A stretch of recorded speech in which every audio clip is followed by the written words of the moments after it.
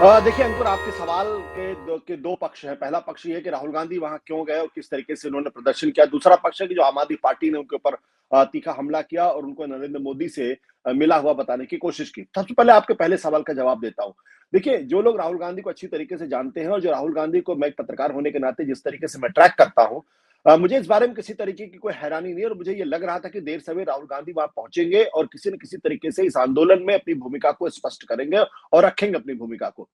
जो लोग राहुल गांधी की इस भूमिका को देखकर थोड़े चौंके हुए हैं, दरअसल उनको याद होना चाहिए कि जब मनमोहन सिंह की सरकार थी, किसानों का आंदोलन चल रहा था, तो भट्टा पारसोल में राहुल गांधी इसी तरीके से अचानक पहुंच गए थे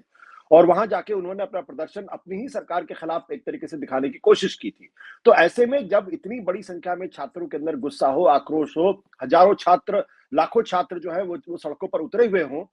उनके और सरकार की मनमानी को लेकर और नीट और परीक्षा को लेकर जिस तरीके से सवाल खड़े हो रहे हैं, उसके पक्ष में अगर छात्रों के ऊपर हैवानियत की तरीके से अगर लाठीचार्ज किया जाएगा, बिल्कुल ऐसे जैसे कि वो इस देश के बच्चे ना हो, बच्चे कहीं के भी हो, किसी भी देश के बच्चे हो, अगर उन पर इस तरीके से ब्रुटैलिटी की जाएगी, हैवानियत की जाएगी, लाठीचार्ज किया जाएगा, तो कौन माँ-बाप है, कौन है जो चुप रहना चाहेगा? कौन चुप रहेगा? किसका खून नहीं खौलेगा? किसकी आत्मा जो है वो मर जाएगी कि वो इस पे किसी तरीके की प्रतिक्रिया ना दे। तो मुझे इस पे कोई हैरानी नहीं थी। दूसरा सवाल इस बात को लेकर ये है कि राहुल गांधी दरअसल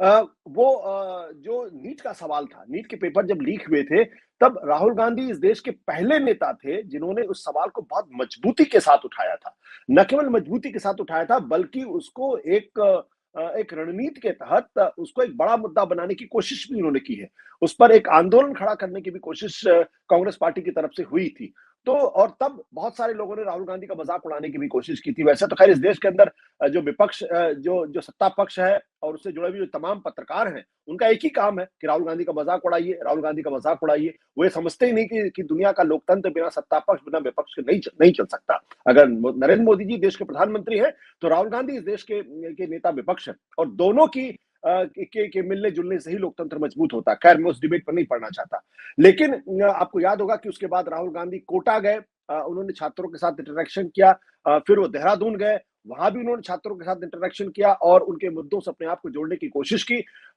और लगातार वो धर्मेंद्र प्रधान का इस्तीफे की मांग कर रहे हैं। तो मुझे कोई हैरानी नहीं थी कि जब उसी मुद्दे को लेकर छात्र दिल्ली के अंदर जमा हो रहे थे और वो लगातार आंदोलन कर रहे थे, तो राहुल गांधी तब तक चुप थे जब तक उनको ये लग रहा था कि अगर वो इसमें कूदेंगे तो जाहिर सी बात है पूरा का पूरा मुद्दा भटक जाएगा और ये कहने लगेंगे कांग्रेस पार्टी राहुल गांधी इस पूरे मसले पर राजनीति कर रही है, जबकि छात्र आमरण अनशन कर रहे हैं, बैठे हुए हैं, सोनम वांगचुक बैठे हुए हैं। लेकिन जब चीजें एक वक्त ऐसा आता है जब चीजें आपके हाथ से निकल जाती हैं और वो वक्त वो था जब छात्रों ने संसद मार्च मार्च करने की कोशिश की और दिल्ली पुलिस ने जो सीधे-सीधे अमित शाह के अंडर में आती है, उनके ऊपर जबरदस्त तरीके से लाठीचार्ज किया, मासूम बच्चों को पीटा और मैं बार-बार उन बच्चों को सैल्यूट करता हूं जो लाठियां खाते रहे और कहते रहे आप मुझे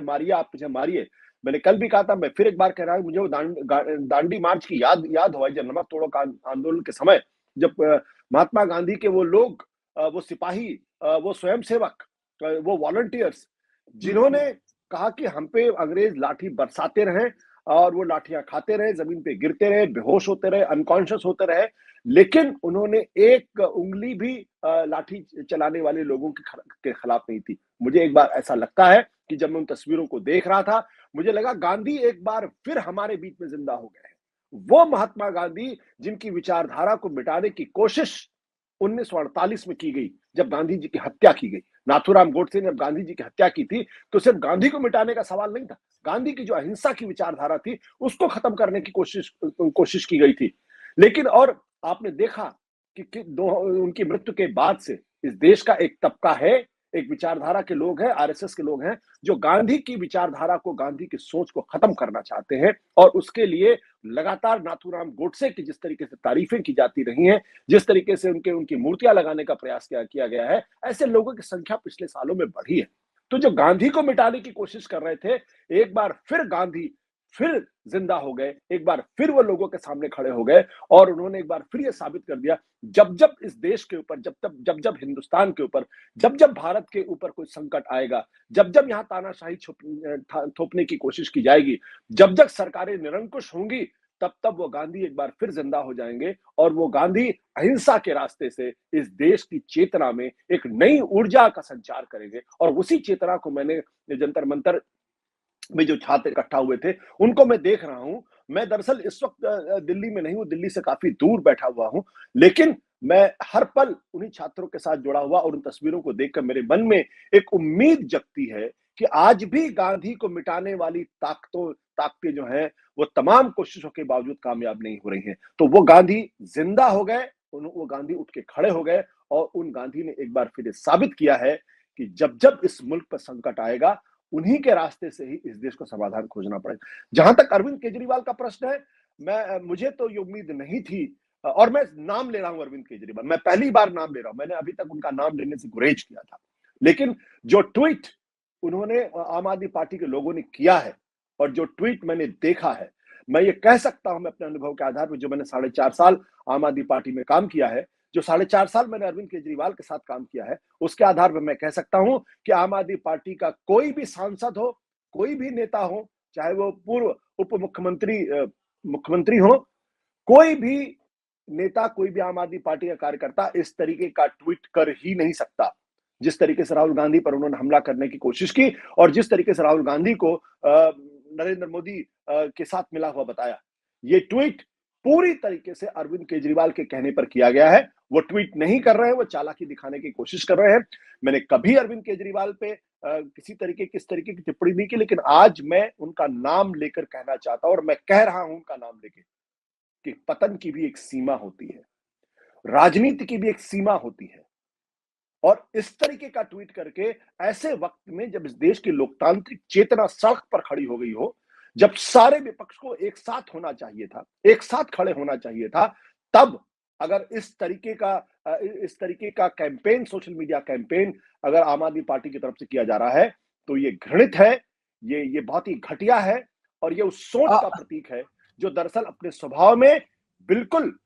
पूरी तरीके से अलोकतांत्रिक है और जिनको राजनीति का रौ भी नहीं आता। कभी-कभी राजनीति को किनारे रखना चाहिए। कभी-कभी अपने व्यक्तिगत मतभेदों को किनारे रखना चाहिए। कभी-कभी वो वक़्त आता है किसी भी देश के इतिहास में, मुल्क में एक ऐसा वक़्त आता है जब सबको उठ खड़े होना चाहिए। जब सबकी लोकतांत्रिक चेतना को ये बता देना चाहिए कि निरंकुशवाद के खिलाफ लड़ाई लड़नी है, तो सबको एक साथ होना होगा। और मैं नाम ले रहा हूं, मैं अरविंद केजरीवाल का नाम लेके कह रहा हूं कि मुझे अरविंद आप मेरे मित्र थे और मैं लंबे समय तक आपको अपना मित्र मानता रहा हूं। आपने मुझे बहुत बुरी तरीके से निराश किया है और आपके लोगों ने जो ट्वीट किया है, उस ट्वीट को देखकर मैं सोच भी नहीं सकता था कि आम आदमी पार्टी का इतना पतन होगा, इतना नीचे आम आदमी पार्टी जाएगी कि जब देश की लोकतांत्रिक चेतना सड़क पर खड़ी हो, तब आप उसमें राजनीति, उसमें षड्यंत्र, उसमें साजिश देखने की कोशिश कर रहे थे।